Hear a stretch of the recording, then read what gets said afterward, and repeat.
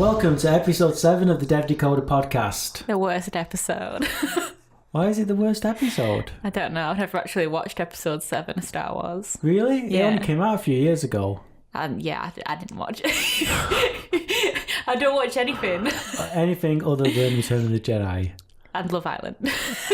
Okay. What's wrong with Love Island? I wouldn't know actually because I'd never watch it. You should do. You'll be very surprised. I think the problem I have with Love Island is it's about anything but love. Yeah, that's true.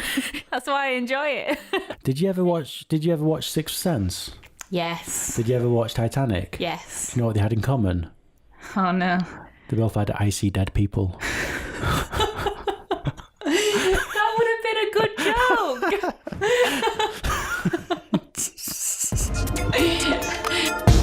You're listening to DevDecoder podcast. You can subscribe and like us on all the major podcasting platforms and YouTube. And don't forget to follow us on Facebook, Twitter and Instagram at DevDecoder. You can email us using podcast@devdecoder.com. Or check out our website at devdecoder.com. We love hearing from all our listeners, so make sure you get in touch and let us know what you'd like to hear about. I have a controversial topic this week. That doesn't sound like you. But it is about social media. It's well, what a surprise. Rebecca thinks, let's talk tech. What does she think? Social media or Celebrity Love Island? Well, I feel like we should have a Love Island topic at some point. I really feel we shouldn't. Okay. So what's your controversial social media topic of the week? So it's only been released in Canada and Peru, but Facebook are now releasing Messenger for kids. Messenger for kids. Yeah, so under 13s. Now, for a long time, because when Facebook, you probably know this, but when Facebook was first created, it was created for only people over 18 and for people in college. I thought it was over 13. No, when it was first created. It was created for college. Yeah. It was created for people who are at university together, or school, as they call it in America. And now, I mean, it's still supposed to be. They keep lowering the age, don't they? Yeah. It's never really been. I mean, these days you can see like fetuses on there, can't you? I mean, but it's generally people do genuinely create Facebook things for their unborn fetus. We talked about sharing. Yes. And so it's just getting lower and lower. So now they're going to have Messenger. How is this different from Messenger? Does it have like a content filter or something? Or does it only allow you to talk to other people under the age of 13 or what? So they still have Facebook that is for over the age of 13, but they're releasing the Messenger app for under 13, which their parents can monitor. Mm-hmm. But it's a lot of people have basically slated it because how easy is it for somebody to just create an account and pretend to be under grooming. And the parents can see who they're speaking to, but what if they think that's an actual child that they're speaking to when it's not? Yeah, I mean, you would hope that if Facebook was serious about this, they'd be taking seriously the idea of how they're going to police the accounts. So you'd have to have verified accounts, but how do you do that digitally? It's just too easy to spam that. I'm concerned about this anyway. I think our young people people in general spend way too much time on social media, don't they, Rebecca? It is part of my job. Oh, okay. Yeah, I'm sure that's the reason. Donald Trump as well seems part of this. But of course, he spends all his time on Twitter rather than Facebook, doesn't he? Because he has followers, not friends. Are we talking about Donald Trump in this podcast? But seriously, I think that really we should be very cautious about targeting anything at children. I think ultimately there's plenty of things for us to be doing with children other than getting them into social media. I miss the days when I used to go outside and play kick-a-ball, runaway and Kirby. Don't see people doing that now. Absolutely we don't. And don't forget, I mean, childhood obesity is on the rise. It's particularly on the rise in the US. And part of that is because young people are just not active enough. We're putting them in front of TVs instead of actually encouraging those real face-to-face social interactions, and it's having a real detrimental effect on society. We do need to make sure the young people are growing up with the skills of how to interact with people face-to-face, not just online.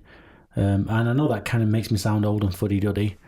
But I think it's a serious societal issue, and I think we should be very careful. I personally, dead set against the idea of children having Facebook accounts. Personally. Today I'm here with Jack. Say hi, Jack. Hi, Jack. And a big congratulations. Thank you. Recently got engaged, didn't you? Finally. Finally. Yeah, over the weekend I got engaged. It was quite nice. Was Said she? yeah, thankfully. Did you know she was going to say yeah? Yeah, I did. She's asking, are you going to propose yet? So, do you want to tell our listeners about how you got into software development? Well, I hadn't touched any programming until at least first year of uni, so I went through basically my entire formal education enjoying science and going into science and STEM subjects, but not necessarily computer science. So I started my physics degree, and then as part of the physics degree, you do some basic level coding in order to automate a lot of the simple maths that you would otherwise have to do by hand. And then I really enjoyed that. But I also really enjoyed teaching physics. So by the end of my degree, I didn't have a set career, so it was a toss-up between the two. I ended up choosing to teach, but then due to workload and poor organisation on my course, I dropped out of that close to 6 months later, and then started looking for a job in software development because that was the other option anyway. I've always been from Oldham. Whereabouts in Oldham, always drove by the building, saw it said World Applications UK and thought, that's somewhere I should apply. I got accepted and then started my job. And now I'm here doing a podcast. So how are you finding it? Did you find it difficult at first, seeing as you didn't have a degree? There was a lot of basic stuff that I'd not touched, and while in physics you get the kind of problem solving mindset of here's a bunch of tools, solve the problem, I hadn't been shown what the tools that you use were until I started the job. So it was kind of maybe a bit of a head start from just being from a STEM subject, but it was basically from ground up when I started with like no actual formal training on web development or any kind of software, really, apart from some basic Python we did at uni. So as well as doing some of it during your physics course, did you also teach yourself, or? Yeah, I had a look on a few of the basic websites in order to get a feel for what there was apart from what we did at uni, but they do just teach you the very fundamentals. I would recommend if anyone's looking to teach themselves is to kind of pick up a project instead of just going through online courses saying do this, oh I can do that. Now it's, if you get a project, you kind of organically stumble across things you need to know and need to learn. Is there any similarities in your job now that there was to teaching? With web apps, there are a lot of just straight up teaching opportunities, so that kind of carries over pretty well, but unless you're mentoring someone, the skill sets don't really carry over too much. Obviously, like being able to teach and help someone else understand something or solve a problem is helpful, but in terms of me writing my own code and doing my own development, because the skill sets aren't really shared too much between the two. So you obviously mentor our code clubs. Do you find that you're already doing stuff that you may miss out of the teaching role? Yeah, it certainly scratches that itch if that's what you mean, that otherwise I would miss teaching a lot, because I always did enjoy teaching. It was just a lot of the not teaching bits that put me off massively from pursuing it further. Being able to help at the code clubs and just be involved with anything like that really does help. Yeah, it does scratch that itch is the best way to put it. What advice would you give to people that are looking to get a career in IT and may not have the knowledge already? I did write a blog post going through my story and any advice I had or anything I thought would be helpful for someone else going through a similar thing where they've got some kind of formal education that's almost related to computer science, but they want to get into a software development job. And it's similar to what I mentioned before, it's pick up a project that kind of will give you more exposure to things that aren't necessarily the very basics that they'll teach you on online courses. Just kind of get stuck in is the best way. It's best to make your own mistakes and learn from them instead of trying to learn what you shouldn't do, which is always a good thing, but you're always going to learn better if you make that mistake and then, oh no, what have I done that for? And then you learn from that more. Cool. Thanks, Jack. Adobe have been in the news this week. Yes. I bet not all our listeners know what Adobe are or who they are. I'm pretty sure everyone knows who Adobe is. Do you know who Adobe are? I know who Adobe is. It's not is, it's a company. So well, yeah. Who are they? There is. They make products. Yes, which for like designers and stuff. Yeah, I mean you're in the marketing team, so you would hope you know what Creative Suite products are. Of course. So they have Photoshop. It's the one most people would have heard of. Premiere Pro, Illustrator. Yeah. So have you not seen them in the news this week? No, I haven't actually. I don't think I have seen them. Interesting. So basically, people are editing images using their products. So they're creating false images, basically. Yeah, the Photoshop has actually entered the dictionary, hasn't it, as to modify an image and stuff. It's so prevalent. Yeah, so they've sort of realised that people are creating images not for good reasons. and they want to stop that. So this is where people are trying to pass off manipulated images, touched up images, as being raw original photography. Yeah, like digital fakes, basically. Yes. So they're taking somebody else's image and editing it and then passing it off as their own.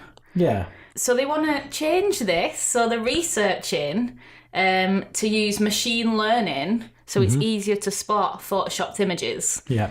Which I think would be good for a lot of other things, especially like body image, when people edit the body to try and fit an ideal image, but it's not going to be able to spot that. It can only spot 3 common types of images, which is splicing, removal, and cloning. Yeah, those can be detected relatively well. I'm a bit disappointed in a sense, because machine learning promises to be a lot more intelligent than that, in the sense of it should be able to detect more subtle manipulations. I think this does bear a big issue, because it's deeply ironic, but the fidelity of digital, so by that I mean the accuracy of digital, actually makes it more prone to faking. You think so? Yeah, you see, so analog is a lot harder to fake than digital, because effectively the way digital works is sampling. So what we mean by that is we take a representation and we take a representation of that in various points, but it's discrete points, and we represent those points. An analog picture is effectively individual grains. It's so it's as a whole waveform. Reality is more finely grained than digital. Digital is just a representation, and therefore it's actually easier to fake. The best analogy in the analog world is if you take a photograph of a photograph and then take a photograph of that photograph and take a photograph of it, eventually you end up with a washed out picture with nothing in it. Yeah. Because you're losing detail every time, yeah? And that's machine learning, though, can detect some of the tricks that Photoshop has been used. So I'm surprised that that's all they think they can use it for. Well, I think they're just thinking about it because machine learning can do it in less time. Yeah. But I think it'll be good, especially for the future, and I'm hoping that they can also detect other things that Photoshop maybe uses, and they can tackle, other things people are faking on images. I'm kind of concerned about it, to be honest. I don't really want Adobe to become our gatekeepers of what we can and can't edit, or what we can and can't do with it. I think that's a wider conversation for society as a whole. And I'm not sure what they're hoping to do from this, but I'm naturally suspicious of when private companies start trying to tackle some of these societal issues without a much broader discussion about how we should look at plagiarism versus derivation and derivative works, versus parody. Ultimately, we should leave these kind of discussions to society to have. Did you see, there was a guy on Instagram, and he became really famous with his images, and he signed loads of contracts with like big companies, and then they found out that actually all of the images were stock photos. Did you not see that? Oh my god, it was amazing. That's surprising you still get away with that, because they're quite good at catching these things now. But yeah, I think this is one of the things about society, isn't it? We really need to grasp with some of these, and I think sometimes the conversation goes to hysteria in either way, and we need to be a little bit more calm and level-headed about it and saying what is an appropriate form of parody and what is an appropriate form of usage and what is basically just stealing somebody else's work. Okay, so can I ask you to introduce yourself? Yes. My name is Becky Taylor. I am founder of an initiative called Tech Returners, which supports people returning or entering tech after a career break. Great. So how did you come to work with Tech Returners? Yep. So my background, I've been in tech for over 10 years, predominantly on the people side, so scaling 2 successful tech businesses through the power of the people, really.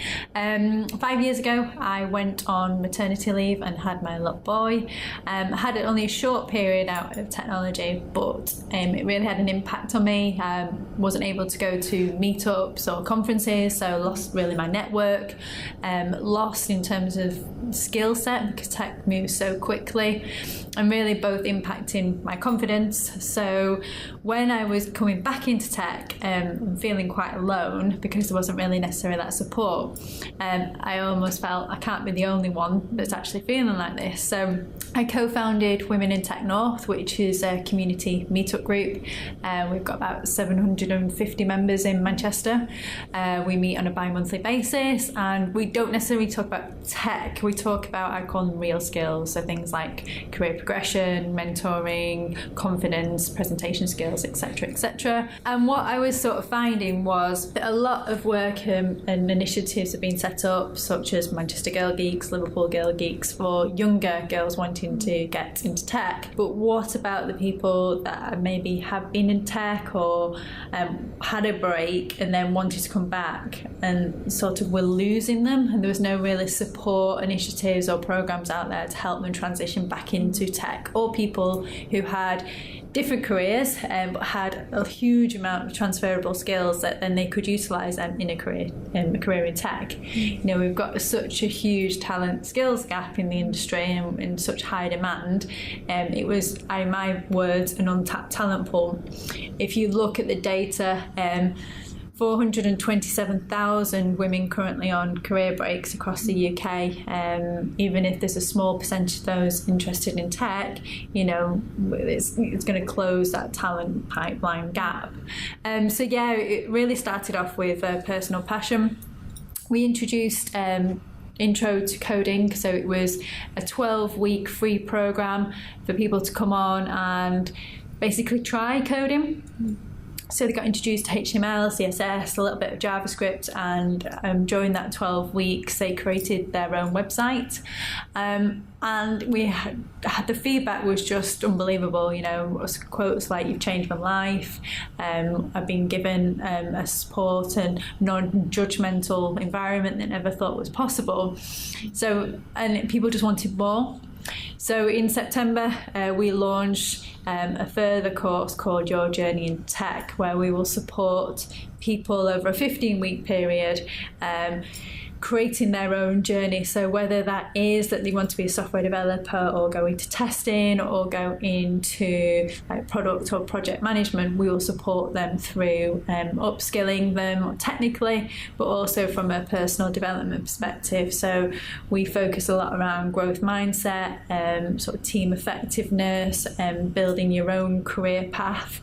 So yeah, we've just had humongous support from the Manchester community, loads of companies wanting to get involved in the initiative. So yeah, it's really exciting. That sounds fantastic. So yeah, you mentioned that companies are quite supportive of what you're doing. Yeah. Have they noticed that this is an issue with their kind of employee pool, that maybe women or people are going out for a certain period of time for various reasons and just not coming back to work? Is that something that they've found a challenge? Yeah, I think people are, you know, there is one talent pool around Manchester, you know, that people are fighting for currently at the moment. And I think the conversations I've had is that companies need to be a bit more creative about where they're going to find people to staff those vacancies that they have.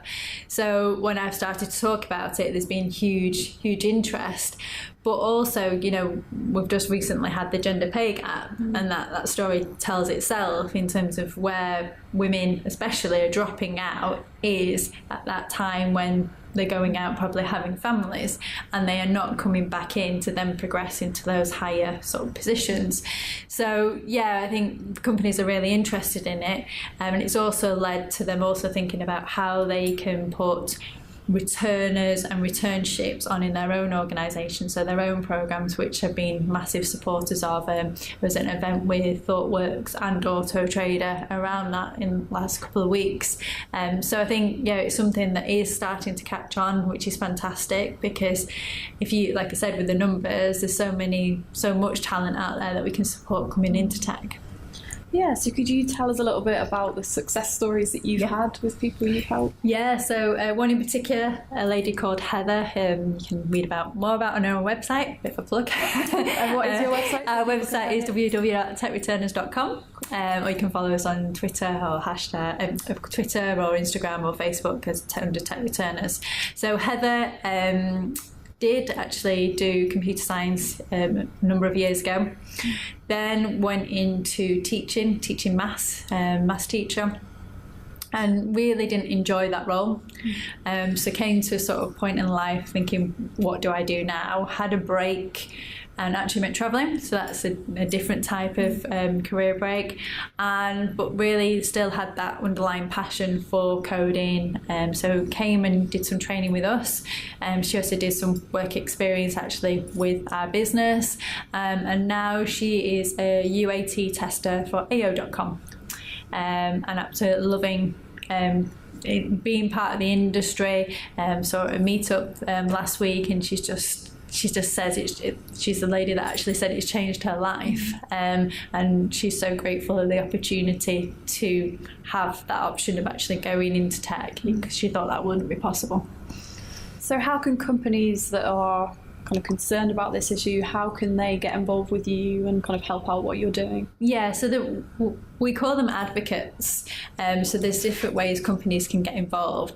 At the moment, I'm on a massive campaign for companies who are interested to put their money where their mouth is. We try and keep costs to a minimal. Like I said, we're doing a free course, but the cost of the course in September, we do have to cover our own costs just in teaching. That's all we're doing, and like location costs. So it's £3,500 per returner. But if I say to companies, probably what you're spending on a recruitment fee, that's quite minimal. Yes. And you're actually giving something back into the community to somebody then coming into tech. So I'm on a campaign to ask people to sponsor a returner.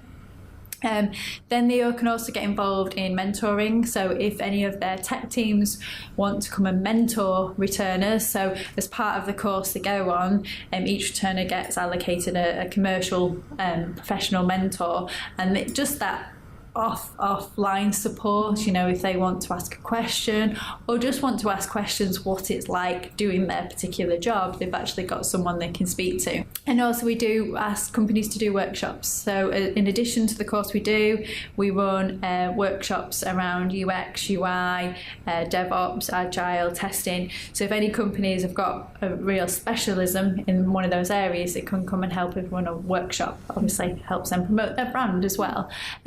And then ultimately, at the end of the course, so the first course will end in January, if anyone is open to take on a returner, they can come and meet the returners and hopefully take someone on and transition them into their own company.